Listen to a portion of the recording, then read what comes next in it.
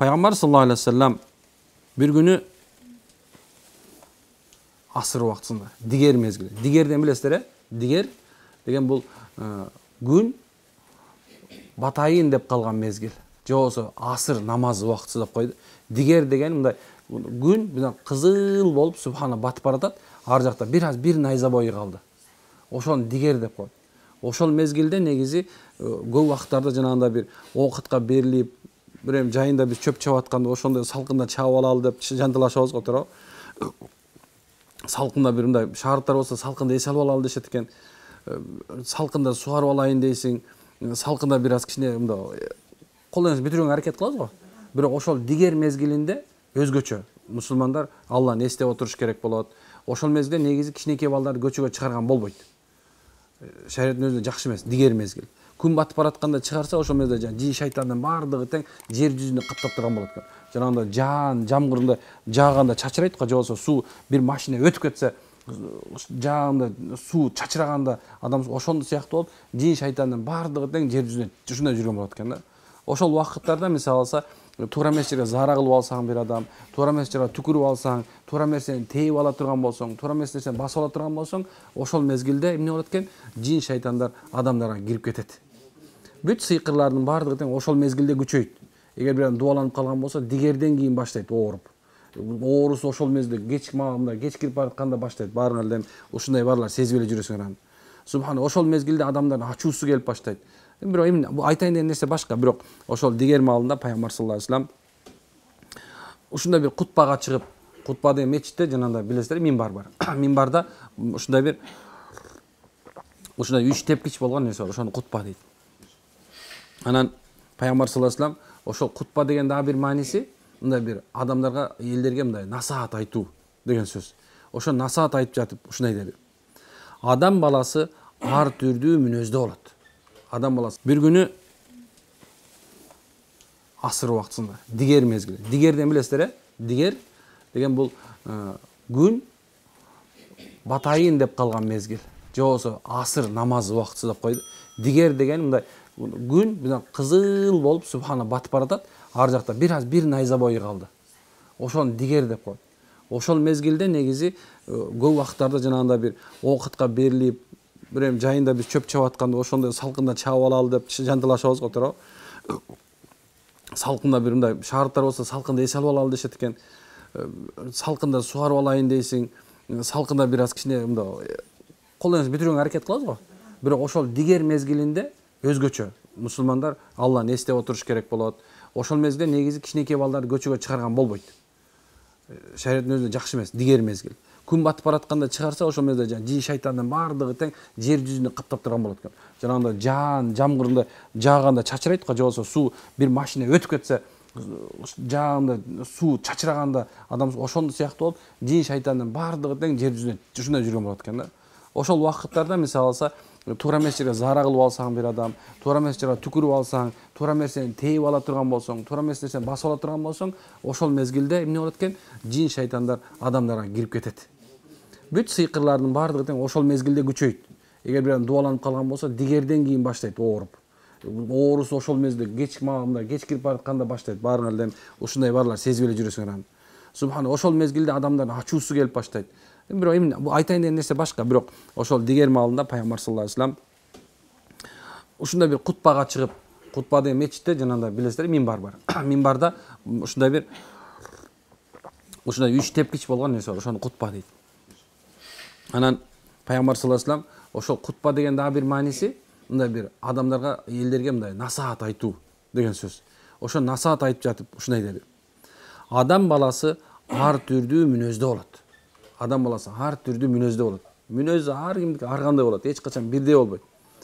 Мисалы пайгамбарыбыз айтат, эгерде bir адамды кылган иш аракети өзгөрдү десе, дейт, өзгөрдү десе ишен дейт. Бирок адамдын мүнөзү өзгөрдү десең ишенбе дейт. Эмнеке? Мүнөзү эскөрдү десең ишенбе дейт. Адамдын мүнөзү өзгөрүшү өтө оор экен, субханалла. Кара. Адамдын мүнөзү ар түрдүү болот. Алардын кээ биринин ачуусу жай. Токтотулуусу бат болот. Ачуусу тез келет экен дагы, эмеси ачуусу жай эле болот экен, Кез-кезде келип калат экен, мындай жөн эле ачуулана бербейт экен. Бирок ошол замат токтотот экен да ачуусунчу. Кээ бирөөнүн ачуусу чукул болот. Ошол замат резкий деп коебуз, ушундай болот. Токтотулуусу бат болот. Кээ биринин ачуусу жай, токтотулуусу да жай болот. Булардын ичинен эң жакшысы ачуусу жай келип, токтотулуусу бат болгондору деп пайгамбар айтқан. Мунун эң жакшысы же болсо адамдык сапатта, сыпатта сенин субханалла жашооңдо эң жакшысы эмне экен? Ачуусу жай келип, бат кетип калган адам эң жакшыраак деди. Аллаху акбар. Эң жаманы ачуусу чукул жана токтотулуусу жай болгондор. Эмнекен ошол мезгилде эмнени кылып коюшу мүмкүн? Угуп алгыла. Пайгамбар дейт, угуп алгыла дейт. Же болсо пайгамбар эскертип айтып аткан. Угуп алгыла дегени баарыбызга кайрылуу. Кыямат күнгө чейин адамзаттын баарына кайрылып атат. Угуп алгыла, эй баландайлар, угуп ал, эй кыргыздар, эй өзбектер, эй татарлар, эй деп мындай бөлгөн жок. Бардыгына деп атат. Бүт кыямат күнгө чейин бөлбөстөн айтып атат. Угуп алгыла. Жакшылап эсиңерге түйүп алгыла. Эч качан ушул нерсени түйүп ала турган болсоңор, угуп ала турган болсоңор, ушу амал кыла турган болсоңор деген сөз. Ачуу бул адамдын жүрөгүндө кызган чок. Ачуу эмнекен ачуу деген сөз. Мында ачуу деген жини келет деп коет го. Ачуу бул адамдын денесиндеги жүрөгүндө кызган чок болот. Ачуусу келген адамдын көздөрү жанып, күрөө тамырлары көп чыкканын көргөн эмессиңерби? Эгер ачуулана баштасаңар, анда ордуңардан козголбой отургула деди пайгамбар саллаллаху алейхи вассалам. Мында эмне десе, субханалла, бул мусулмандын бир сыпаты жөнүндө айтылды. Демек, мусулмандын ачуусу эмне болот экен? Мусулмандын ачуусу көп келбейт экен. Эгер келе турган болсо, ошол замат эмне кылат экен? Ачуусун басат экен. Токтотконго аракет кылат экен. Бул пайгамбарыбыздын бизге айткан нерсеси экен. Эми кийин пайгамбар саллаллаху алейхи вассалам айтып аткан. Ачууланып турган мезгилиңерде, мисалы адам ачуусу келип турганда эч нерсе жакпайт турабы? Ачуу келип турганда эч нерсе, аялың да жакпай калат, күйөөң да жакпай калат, балаң да жакпай калат. Ошол жасап аткан ишиң да жакпай калат, айдап бараткан машинең да жакпай калат, эч нерсе жакпай калат. Ачууланып турган мезгилде субханалла эмне болду? Пайгамбар айткандай эмне болду? Жана айтып аткандай, жүрөктө бир чок пайда болот экен. Жүрөгүңдө бир чок пайда болот. Чок деген алдында от дүрт деп күйөт. Чок деген нерсе, мисалы бул китептин үстүндө чок толуп кое турган болсомчу, ал акырындык менен отуруп, бирок могу тешип чыгат. Канча калың болсун, канча нерсе болсун, чоктун от менен чоктун айырмасы бар. Ошол денең жүрөгүңдө чок пайда болуп кала турган болсо, мисалы ошону акыр түй өч алмайын, акыр түй ошону жок кылмайын, акыр түй субхан ошого мындай бир мындай ойлогон оюңду ошону кылмайын, эмне аласың? Ал жей берет экен сени, жеп кете берет экен. Демек субханалла, ачуусу көп келген адам, ачуусун тыя албаган адам оорукчан болуп эсептелип калат экен, оорукчан болуп калат экен. Ал адам мындай өзүн өзү кармай албай калышы мүмкүн экен. Бардык нерсени тепкилеп салышы мүмкүн экен, баягы сындырып салышы мүмкүн экен. Иши мындай токтобойт экен. Эми ошол мезгилде ачууланып аткан адам көзүнө көрүнгөн нерсени каргашы мүмкүн экен. Каргашы мүмкүн, туурабы? Мисалы аялдардын ачуусу, күйөөсүнүн ачуусу келгенде, ай баштайт го жанагындай, эмне деп айтсам.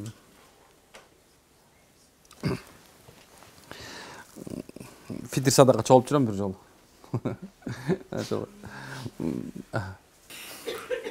Аллаху акбар. Анан бир күнү кыдырып жүрсөм, Рамазан айы, бир үйдө ушундай эме болот, кырылыш болот. Ай, айтпадым. Кадимкидей кырылыш болот. Мен бир эмет берген, бирок ошо эсимен таптак кетпейт, анда мен кичинекей бала болчумун да. Ошо 98, 2000 болсо бир 20да кемин да. Ошо 20ларда кем.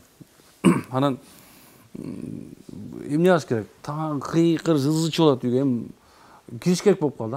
Өлтүрдү деп кыйкырат, аял кыйкырат да. Анан койгоку деп чуркап барып таңкылдатсам ачпайт. Эшикти ачып ийсем ачылып кетти. Илинип калды, жана илгери мындай илгичтер бар болчу, билесиңерби? Азыр мындай болот да, азыр мындай болчу. Тартсам анан тык деп чыгып кетти баш, Алланын кааласы менен. Анан чуркап кирсем эле карасам байкет чыгып алып жеңени былчот дешин. Баягы бир башкача көрүнүштө, бирок кээ бир үйлөр көнүп калган да. Кээ бир үйлөр көнүп калган бул нерсегечи. Кубалашып жүргөн аларга азарт да. Кээ бир аялдар таяк жебесе мында монтип сөйкөнүп турат өзү элечи. Чын серьезно болгон акыя да, субханалла. Чын кээ бирлер ушундай болот. Анан баягы бирок ушундай кечке таяк жеп адам көнүп калабы субханалла.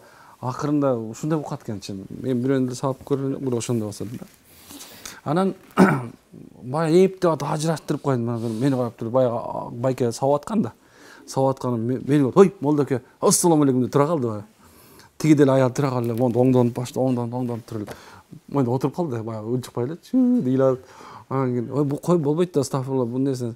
Ой молдоке кечирип кой. Таң азырайын деп баягы жеңени сөгүп баштады аны. Эмне болду дейт анан битир жинап келдим десем. Тур битирин бер молдоке деп атпай. Тиги ыйлаган боюнча кетти. Бар ар жактан алып эмен чыгып анан киши башын эсептеп берди анан кийин аны койгула уят деп Рамазан ай орозодо урушканга болбойт деп. Эшти жабаар менен кайра экөө кайра баштап атпай. Анан деги айтайын деген максаты субханалла ошол экөө баягы жеңе баягы таяк жеп атат да каргап атат. Өлүп кетти анан тигип кетти анан тирилип калып атат бар го. Ошондой субханалла кайра киришсем эле кайра экөө ой молдоке кете берчи деп атат да. Жеңе да кете бер деп койдум мен.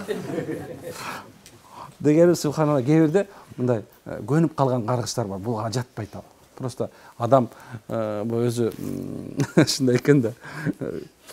Кээ бирде таң кала берем ушул нерсеге.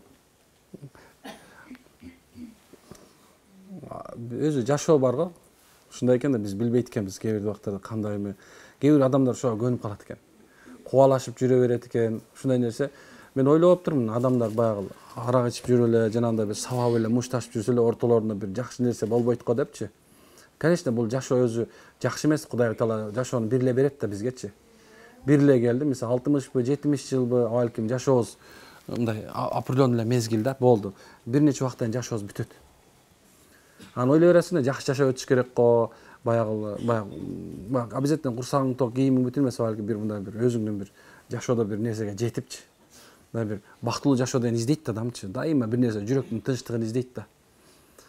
Анан ушуну ойлой берчим, бирок мен бир байкени көргөндөн кийин мен мындай эме кылып калдым да.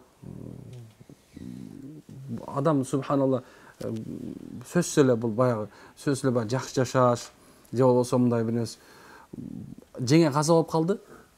Бирок мен алардын жашоосунда мындай бир менин көз карашымча бир жакшы нерсе көргөн эмесмин да. Иман болгондон кийин билесиң да, айылдарыңды билесиң да. Анан дайыма жолукканда ойлой берчим, бул экөө кандай өмүр сүрүп, ушунча өмүр өтүп кеттиби? Аттың ушундай урушуп талашып жүрүп ушун өтүп кетеби өмүр деп. Бирок субханалла баягы жеңе каза болгондон кийин байке ыйлап жүрүп эле 40 күндөн кийин каза болуп калды кайра. Мен ойлоп турмун, субхана алардын жашоосунда бир мындай бир мухаббат, бир жакшы нерсе бир болгон эмес го депчи. Көрсө кээ бир убактарда кээ бирлерге мешайт деле бербей коюш керек окшойт да.